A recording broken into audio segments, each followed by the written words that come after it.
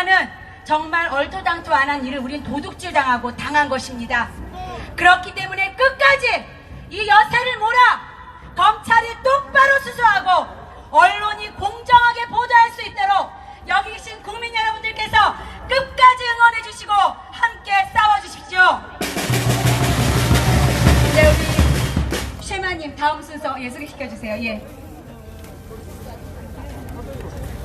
다음 순서는 탄핵 무효와 법치 회복을 위한 자유시민연합 곽성문 대표님의 연설이 있겠습니다. 네, 우린 참 박수로 무대로 모시겠습니다. 네, 안녕하십니까. 대학문 집회에 나오시는 분들이 거의 대부분 나오신 것 같고요. 우리 또 우겔 소속 우리 젊은 분들이 누구 건가 오시니까 했더니 회장님 거였구나. 정말 활기를 띠고 이 집회가 완전히 달라진 것 같습니다. 영국 건 줄 알았네.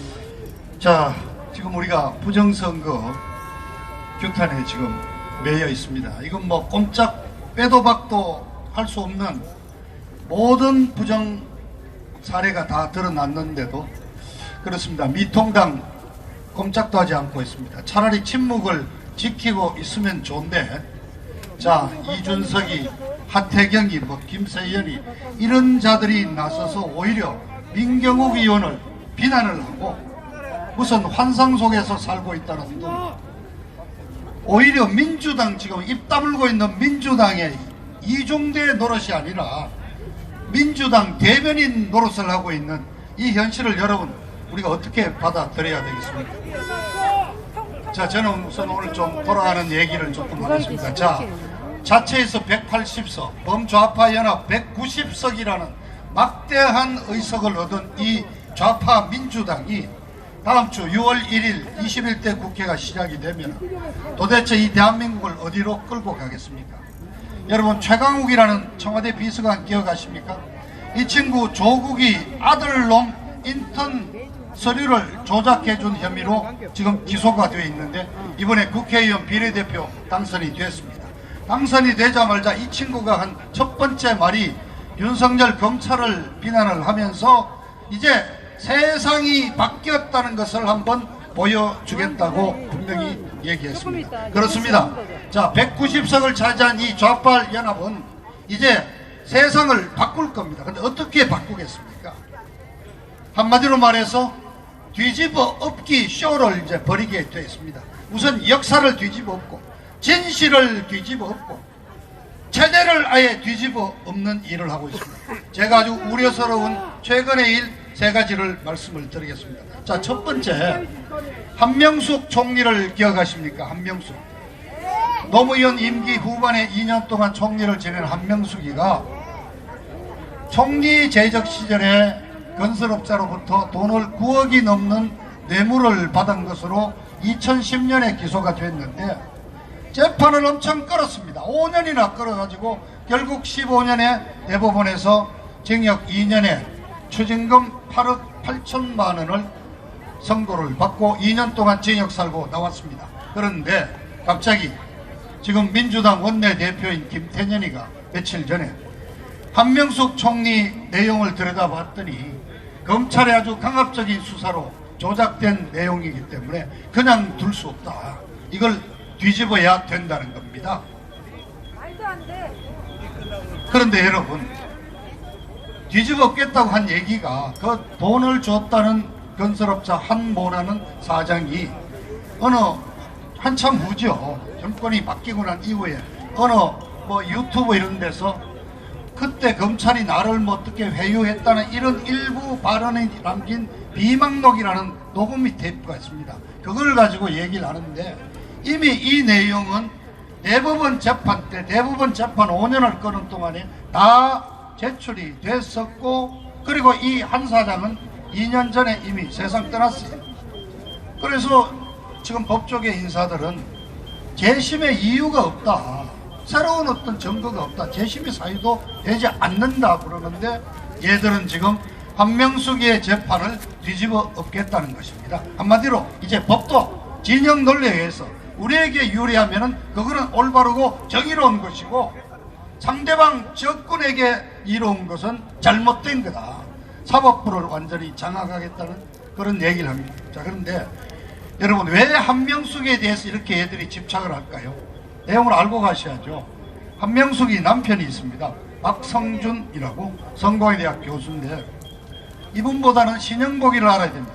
문재인이가 가장 존경하는 사람이 누구? 신영복이라고 했죠. 신영복이가 김일성의 직접 지령을 받아서 남로당 이후에 처음으로 공산 비밀 정당 통역당을 만들었습니다. 그 사건으로 많은 사람이 돼서 사형도 당하고 했는데 신영복이는 20년을 살았죠. 근데 이 박성준이도 신영복이와 같이 당시 서울상대를 다니다가 신영복이한테 포섭이 돼서 통역당 사건으로 15년을 살고 나왔습니다. 그래서 신영복이가 죽고 난 지금 통역당 사건 관련자로서 가장 나이가 많은 사람입니다. 다른 말로 하면은 쉽게 말해서 대한민국의 좌익활동 빨갱이 서열로 1위라고 다들 이렇게 여러 사람들이 지목하고 있습니다. 자, 거기에 한명숙이는 남편 옥바라지 하면서 운동권에 뛰어들어서 지금 운동권 586 주사파 애들을 키웠다 그럽니다. 그래서 걔들 사이에서는 한명숙이가 대모로 부릅니다. 그러니까 대한민국 서열 1위에 대부 대모 잘 모셔야 되지 않겠습니까? 자, 이제 법도 자기들 마음대로 바꾸는 내로남불이 딴간 법도 자기들에게 맞으면은 로맨스고 자기들의 입맛에 맞지 않으면은 불륜으로 몰고 가는. 자, 두 번째 오이사 조치라고 아십니까? 2010년 3월 천안함이 폭침을 당했죠. 그래서 당시 이명박 정부가 즉각 북한에 대한 모든 경제 교류 협력을 중단시키고 북한 선박에 한국 영해 내에 항해를 금지를 했습니다. 자, 근데 이제 드디어 우리 190석 가졌다 이겁니다. 바로 이틀 전에 통일부 대변인이 공식으로 발표했습니다. 오이사 조치는 이제 해제해야 될 것 같다. 왜냐? 실효성이 없는 것 같다. 자, 그런데 여러분, 오이사 조치를 이명박 정부가 발표할 때 북한의 사과를 요구했고 책임자 처벌을 요구했습니다. 그런데 그 책임자 처벌됐습니까? 책임자들은 오히려 더 승진했습니다. 사과 없었습니다. 근데 이제 오이사 조치는 해제하겠다. 딴 거 아닙니다. 북한하고 빨리 좀 해주고 싶은데, 대북 사업을 하고 싶은데 자꾸 걸림돌이 되니까 스스로 이제 얘기하는 겁니다. 실효성이 없어졌다. 자, 그런데 여러분, 오이사 조치 마음대로 해제할 수 있습니까? 이거는 어떻게 보면은 지금 미국 주도하에 벌어지고 있는 유엔 제재 조치를 정면으로 지금 위반하는 조치입니다. 자, 얘들은 이제 전통적인 우방관계, 한미 동맹관계도 한번 뒤집어 엎어보겠다. 그러면서 항상 자주라는 말을 쓰고 있습니다. 자, 동맹관계가 또 어떻게 돼요? 자, 이미 이 정부가 이번 선거에도 중국 개입이 드러났지 않습니까? 이미 친중 반미로 돌아서고 있는 걸 여러분 똑똑히 기억하셔야 됩니다. 세 번째, 앞서도 지적이 있었지만은 5.18 특별법을 만들겠다고 합니다. 이미 법안이 내용이 나와 있습니다.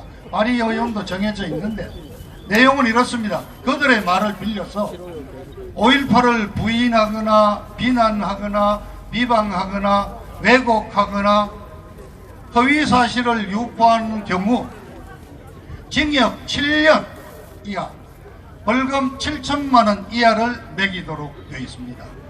자, 그러면 이제 앞으로 이 연단에서도 어떻게 광주 순창 주변에 있는 40여 개 무기고를 4시간 만에 탈취를 해가지고 5,000정이 넘는 카빈총 10만 알이 넘는 총알을 확보했느냐, 이런 얘기 하면 이제 그냥 징역 7년까지 이제 처한다는 겁니다.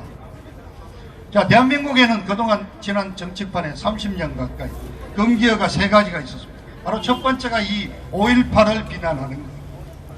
두 번째가 바로 세월호. 그리고 또 한 가지, 두 번째가 세월호. 세 번째가 뭐 위안부 문제였습니다. 근데 위안부 여러분 지금 어떻게 된지 아시죠? 그 위안부 할머니들 갖고 이른바 정대현하고 정의연인가 하는 얘들이 그냥 그 할머니들 앞세워가지고 앵벌이 해가지고 돈 벌어서 다 챙겨 먹었지 않습니까? 바로 이런 것부터 바로 잡아야지. 얘들은 지금 대한민국의 역사 진실을 뒤집어 엎겠다는 겁니다. 자, 5.18에 대해서 입을 막는 것은 결국 사상과 표현의 자유를 막고 있다는 겁니다. 자, 얘들은 지금 이렇게 세상을 뒤집어 엎으려고 하고 있습니다. 그런데 우리가 기대해야 될 제1야당, 그래 미통당, 그래 통합당 지금 뭐 하고 있습니까? 자, 현재 지금 통합당의 대표 대행을 맡고 있는 원내대표라는 그 주호영이라는 자, 지난주에 5.18 망언에 대해서 아주 사과를 한다고, 아주 광주까지 내려가서 사과를 하고 단체 유공자들을 만나가지고 그 뭐 부상자회, 유공자회 3단체를 이제 법정단체로 만들어서 국가 예산으로 지원해 주겠다는 얘기를 하고, 그 기념식에서 뭐 님을 위한 행진곡을 열심히 팔을 흔들면서 불렀다고 신문에 대대적으로 나옵니다. 오늘은 이 친구 또 봉화마을에 봉이발이 사건 거기에 또 조문하러 간다고 그럽니다. 자, 그 다음에 미통당. 자, 이번 이렇게 빼도 박도 못할 증거가 나오고 중국이까지 개입된 이 부정선거에 대해서 단 한마디도 입을 대지 않고 있습니다. 하다못해 당 차원에 뭐 진상규명위원회라 위원회라도 하나 만들어야 될 거 아니에요. 아무것도 하지 않고 있습니다. 야당이 아니다. 자, 왜 이럴까? 그럼 야당이 아니죠. 자, 그 다음에 그저께 처음으로 당선자들이 워크숍을 열었습니다. 그런데 이 자리에서 드디어 나올 얘기들이 다 나왔습니다. 이제 반공 얘기 그만해야 된다. 안보 얘기 그만해야 된다. 심지어 경제정책에서도 성장이라는 말을 이제는 빼고 성장보다는 분배에 돌아가야 된다. 그리고 중요한 말이 나왔죠. 이제 극우 우익 세력과는 관계를 단절하겠다고 분명히 얘기했습니다. 그리고 지금 자, 김종인이 여야를 왔다 갔다 하면서 비례대표만 6번을 해먹은 그 김종인이 팔순 노인네를 좀 데려다가 내년 3월까지 비대위원장을 맡긴다고 돼 있는데, 김종인이가 뭐라고 그랬습니까? MB 정권 5년, 박근혜 정권 4년 우리는 다 잊어버리겠다 그랬습니다. 자, 이러고 이게 야당입니까? 이게 보수 정당이 맞습니까? 우리는 어떻게 해야 됩니까? 자, 우리 태극기 세력, 우리 애국 세력도 미통당 관계 단절합시다. 우리가 끊으면 되는 겁니다. 그런데 여러분, 자, 우리 희망을 갖습니다. 앞서 민중홍 총장이 말씀드렸지만 태극기 세력 지금 열심히 하나로 합쳐보려고 노력하고 있습니다. 합쳐집니다. 우리 왜냐? 뚜렷한 목표가 생겼거든. 부정선거 규탄. 이걸로 문재인 정권 끌어내릴 수가 있습니다. 그런데 영웅이 나왔잖아요. 민경욱이 같은 이런 사람, 차명진이 같은 친구들, 이런 친구들을 모시고 우리가 바깥에서 이 아스팔트 바닥에서 애국 우파 정당을 만들 수 있겠다는 희망을 저는 가져본다. 그런 말씀을 드리는 거로 오늘 끝을 내겠습니다. 감사합니다.